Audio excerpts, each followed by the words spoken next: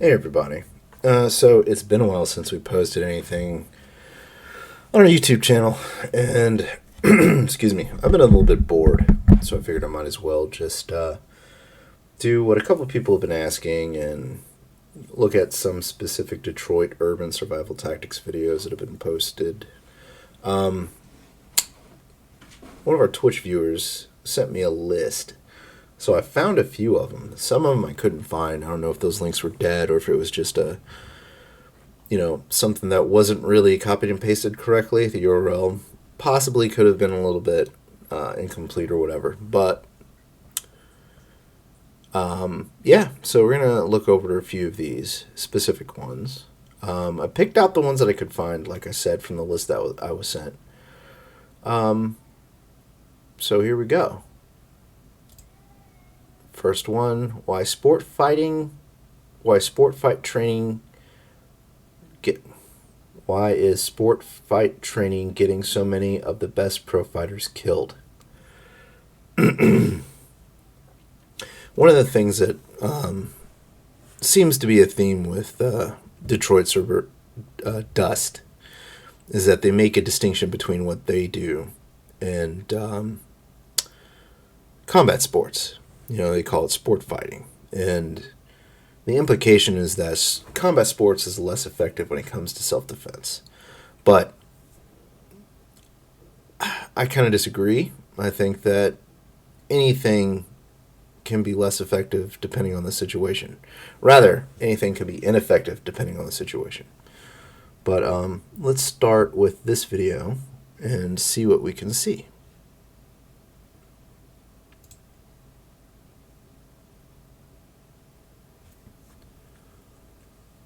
I don't think there's any audio on this. Well, let's just see.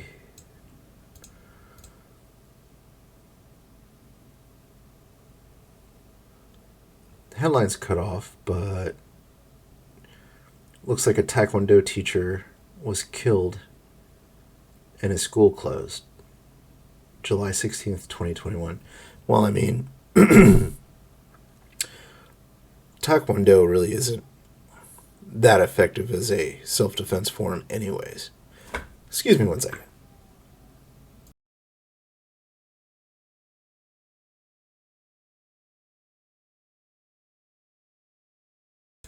Sorry about that. But yeah, Taekwondo is not necessarily very effective when it comes to self-defense anyways. So, just reading just what we're presented here is the cutoff title, date, and a little bit about what happened here. The daughter of a beloved martial arts teacher who was killed while working security at a Bridgeport business over the probably weekend or whatever. Yeah, so first of all, I think what's happening here is that one, just from this little bit that I've seen in here and what I've seen from Dust previously, it's kind of like a marketing ploy. We are not a sport system, a sport combat system, or a survival system, and they're going to give examples of various different sport systems failing and somebody high level unfortunately passing away. I guarantee you, if this guy and somebody from Dust met each other on the street and went hand to hand, I don't know if it would come out the way that the Dust folks think it would. I'm not particularly very big on Taekwondo. That's not a big secret, but I will admit that situationally, somebody who knows Taekwondo could have a good chance of taking someone who's attacking them down, rather taking them out. But is it the most effective? Probably not. But we shall see. Let's continue this video. It's not very long. It's only about 2 minutes. Three-time BJJ world champion among two killed at shooting in Brazilian restaurant. It's a shooting, and an unarmed person no matter how big, tall, skilled or unskilled, versus a firearm, the person with the firearm is going to be at a severe advantage, a severe distinct advantage. So,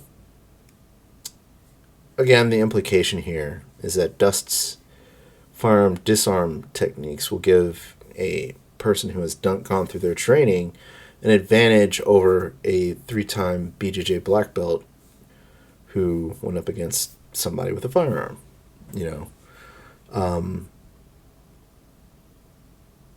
I wonder what the success rate is for let's not even say BJJ black belt, but how many times has someone of a high level combat sport successfully disarmed somebody with a firearm or a knife, for example? The compare and contrast on that data would be very interesting. But again, in this context, it's obviously a marketing thing.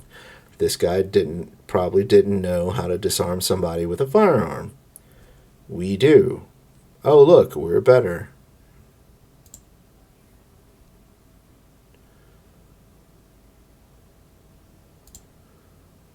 Video: BJJ black belt killed while trying to subdue a guy with a gun. Breakdown.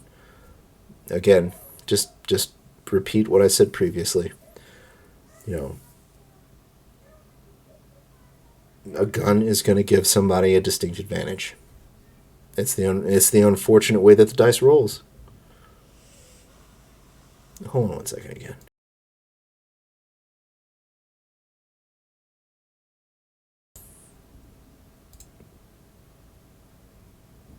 And the next one.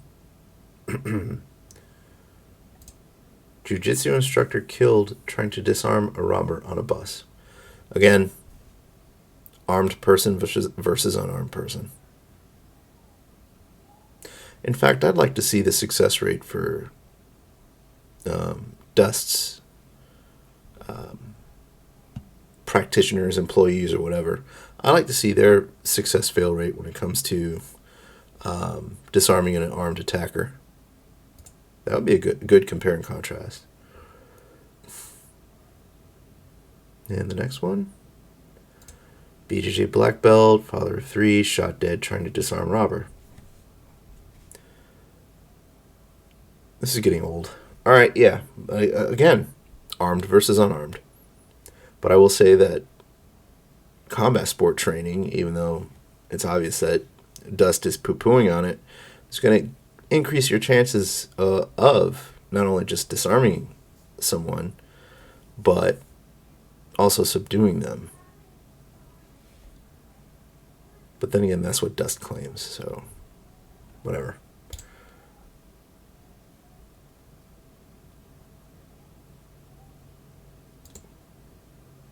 I was not expecting this one.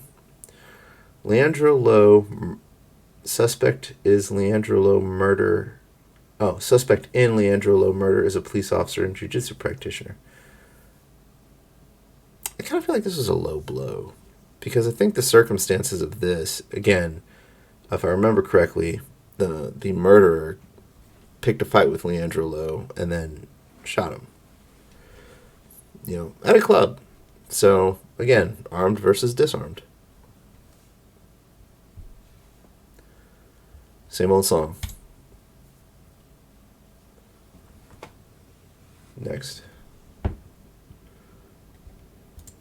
MMA fighter who was stabbed to death after a horror knife attack at barbecue to celebrate his 30th birthday.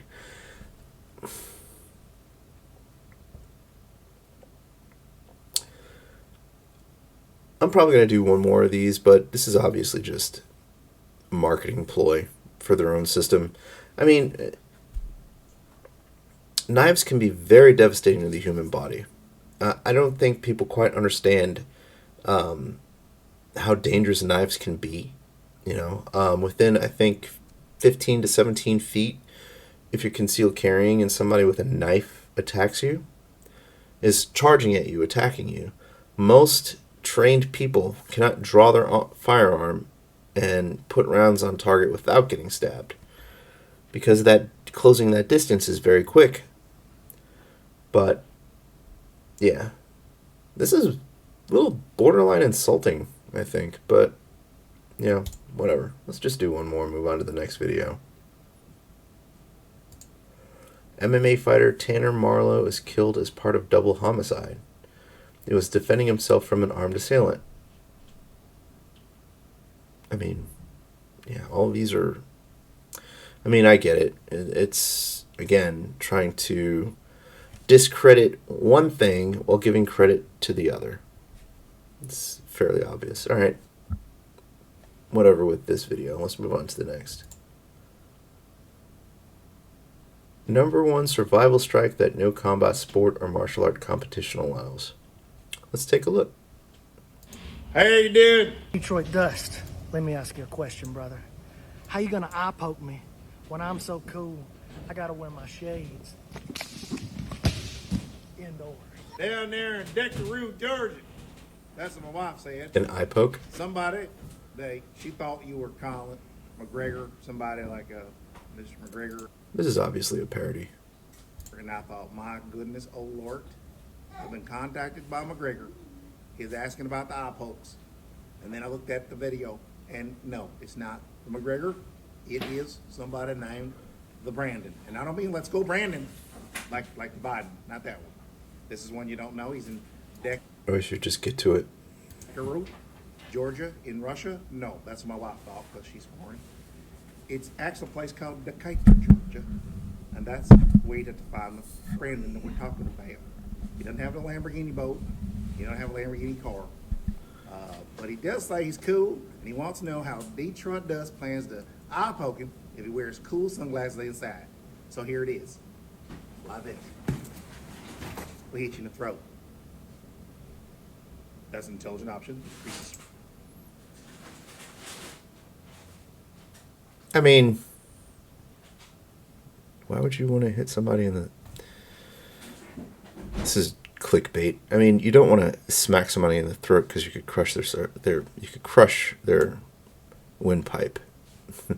It's not something that you want to train, unless you're training a choke, of course, and then you get the control from that. You know, people tap out when they're ready. You know, whatever. But punching somebody in the throat, causing a strike, whatever. Next video. Jiu-Jitsu black belt pressure tests dust tactics. Greg Funk. All right, and your school? The Freedom Academy in Brighton, Michigan. And Freedom Academy in Brighton, Michigan.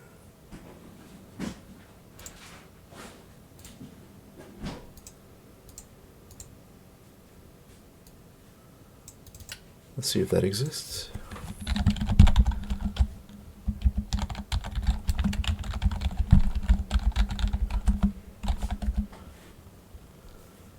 Huh, it does.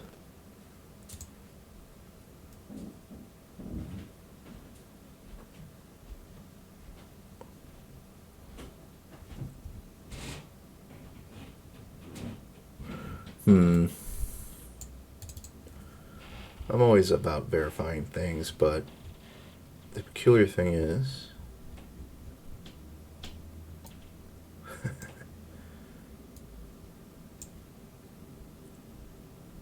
oh, they have firearms training, adult Brazilian Jiu-Jitsu, kids. Let's see what they got for adults.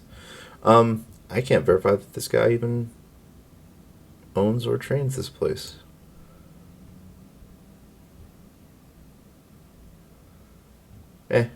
Whatever. Let's continue. what do you teach there? We specialize in jiu-jitsu for personal protection.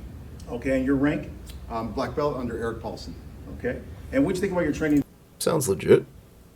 today? We did a few hours of training, kind of went over a lot of different tactics, guns, knives, ground tactics. What do you think of the system here?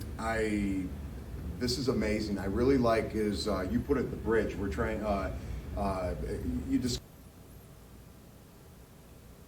Instead of getting him to just give his evaluation of the training, why don't they just show him training with them?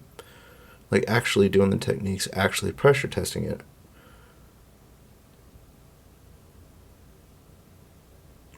know. This seems a little suspect to me. Discussed it really well when we talked about, we were looking at the sport applications and effectiveness and what can work for non-sport applications. So you're bringing the intensity of the sport application, but you have created the bridge because you're talking about psychological, physiological, and you're balancing all these things with the guns and the knives, using your tactics and mindset. Recognize it's going to be the perfect. You're looking for a great jiu-jitsu school located where? The free. Where's the proof? All he did was just talk. I don't know. I'm calling BS on that. Let's go to the next one. Why survival tactics are not allowed in sport fighting? It sounds more like a statement, but they're pulling it off as a question. This is probably just going to be some more yapping. Let's hear what he says. Training. Right now I want to share with you something that's very important. That's to understand how you defend yourself physically if you believe your life's in danger. And that means that when this person comes at you to attack you, what you're going to use is the amount of force required to stop the attack. There's 3 ways that we do that, and that is to use force that stops them from being able to stand, breathe, or see. So if this person came to punch me, I don't want to do the exact same thing he's doing to me, and we both have a punch situation where we're both punching each other, using sport techniques, the same thing you use in a sport condition, and then find out that he's a better fighter than me, a better pugilist. He knocks me unconscious and puts me and my family at risk for death. That can happen if I'm using sport techniques on a person who's a better. I disagree there. You know, if you train in boxing, you're going to be a better boxer than the majority of the people that are walking around. And on top of that, like, attack their ability to see, that's not something you can train. You know, if you're talking about, like, attacking people's eyes, poking, raking, whatnot, you can actually train that. You can actually practice that. And because you can't do that, you would have a higher chance of permanently damaging someone's eyes. And if someone is just, you know, if you're just getting into a little bit of a fight or something just low level, even if you're losing, you don't want to permanently blind somebody or risk permanently blinding somebody. It's BS. Sport fighter. So we don't want to use that. If our life's in danger, we're going to stop them from being able to stand by pushing against their knee. Well, if the context that your life is in danger, sure. But if it's not in danger and you're using techniques that involve the eyes, again, it's something that you can't really train that. You're going to end up, you know, in the heat of the moment with adrenaline, etc. You might permanently blind somebody who, in the long run, probably didn't deserve it. But whatever, that's subjective. Knee, we can use our leg. We can stomp outward, or using our oblique stomp, going through the knee to the ground, causing the person to stop coming forward. Another option you have is to go to the throat. If you had to go to the throat, even though your hands are here, you can go to the throat by striking with the hyoid, with the inner side of your hand, right here to the hyoid. By doing that, you're striking their ability to breathe consistently. This will actually inhibit their breathing and disrupt their brain from having blood and oxygen required to continue to attack you. You can also take your... I don't know about that. Usually for a choke, for your brain to start being affected, it's about 6 seconds. I don't know how a single... The biology of that doesn't make sense to me. You know, if it was that simple, people would be just doing that all the time. Your fingers here and go into the eye. You use your thumb or your fingers here. And again, if somebody's attacking you, you know, in the context of your life is in danger, sure, go for the eyes, I guess. But if you're just defending yourself, if you're not quite sure that someone's trying to take your life, or if somebody's just drunk and trying to fight you, you know, this type of eye poke could permanently damage someone, and that could be a huge civil lawsuit. These are 3 ways that you would stop an attacker from continuing to attack you. That is to strike the knees, the throat, or the eyes. And if they can't see, they can't breathe, they can't stand, that means they can't continue to attack.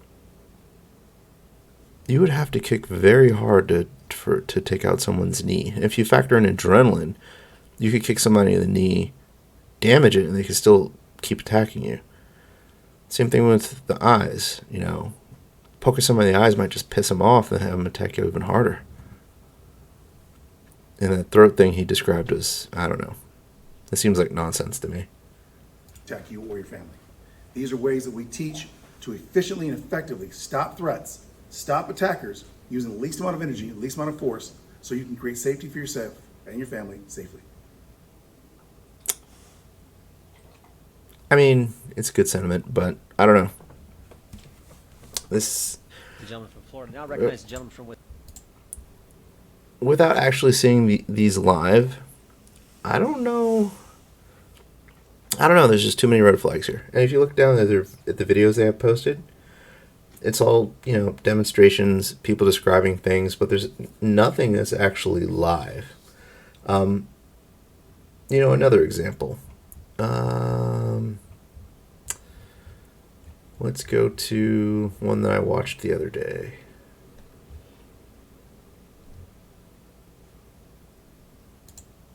This is why Nope. This one. Look at this technique, right? Tell me what's wrong with it. Actually, while we're watching it, tell me the major flaw that you pick up here. And this is something that only guys who have experience with firearms will pick up on.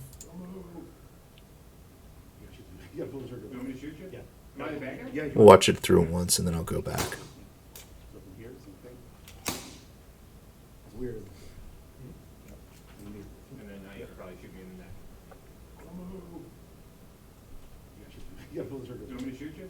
We'll watch it a second time so you can see if you can catch it on your own.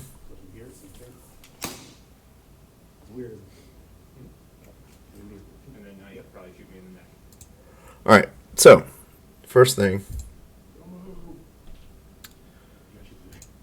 is, if I'm holding somebody at gunpoint, detaining them, I'm not going to stand that close to them.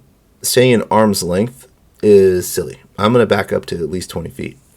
And if you do a lot of range time, you have a very good gauge of what 20 feet is. Maybe even further back, depending on the situation and the surroundings. Now, at this distance, somebody could pull out a knife, charge you, and stab you before you could shoot, really. Or you could shoot them and it won't stop them. Like a lot of pistol calibers take 3 to 5 shots to incapacitate. And unless you hit the brain, spine, or is it brains? The brain, spine, or the brain or the spine, you're not going to drop them. There's a very high chance you're not going to drop them in those 3 to 5 shots. Hitting someone in the heart, I'm not completely 100% up to speed on what that would do, but I know that in order to stop somebody in their tracks, you have to hit them in the head, specifically in the brain or in the spine. So even at this distance, even if you do land a shot on someone, and unless it hits them in one of those two places, they could still pull out a knife and attack you. Let's continue. You want me to shoot you? Yeah. Am I the bad guy? Yeah, you are that. Okay. All right, right there. That's the problem. Grabbing the pistol, okay, that's fine. It keeps the slide from cycling. But there's still one round in the chamber that will go off. Now, the problem is, if you do this technique and you do manage to get out of the way of the muzzle, there's a blast that comes out of the muzzle when you fire a shot. There's gases, a lot of pressure, an extremely loud bang. A lot of those things can stun a person. It's basically kind of like experiencing a flashbang grenade in a way, from what I believe.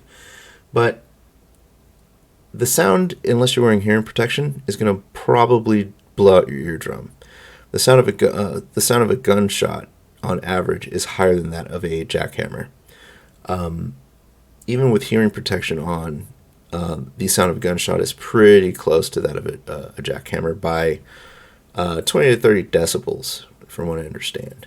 I give you all the decibel information, but I'd have to run to my range bag and look it up, and I don't feel like doing that right now. But anyways, the other thing is, you might end up blinding yourself on that side, because there's gases, hot gases that come out of the end of the muzzle. Sometimes there's unburnt gunpowder that comes out.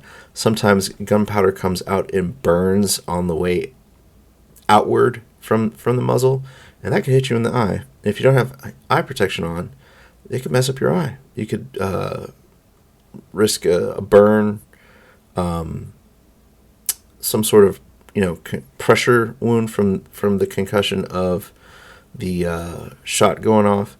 There's a lot of different things. Long story short, doing this looks good if you're using like a BB gun or an air gun, but if you use a live firearm, this is not safe. You may live through it, but you're gonna have to live with being partially blind and or partially deaf, and or just completely deaf in one ear and completely blind in one eye.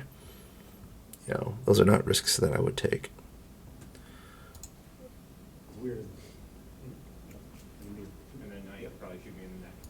But even there, like with that, if you grab the muzzle, all the guy has to do is step back, pull his pistol out. And that's something that these guys never do in these videos. They're always an arm's length. They're always very non-reactive. And there was a video where a young man was reactive and completely foiled the technique being demonstrated. And then they were saying that he was being deceptive. Yeah. Nope. That's all for me. That's all for me today. I've done this for 26 minutes. And quite frankly, this makes my head hurt. It's a good show. It's good choreography. It'd be amazing in a movie. But practically, yeah, I'm not so sure about it. Anyways, y'all have fun. Be good. We'll see y'all this weekend for the live show. I think it might be me, Yana, and Wale. But we'll see. Talk to y'all later.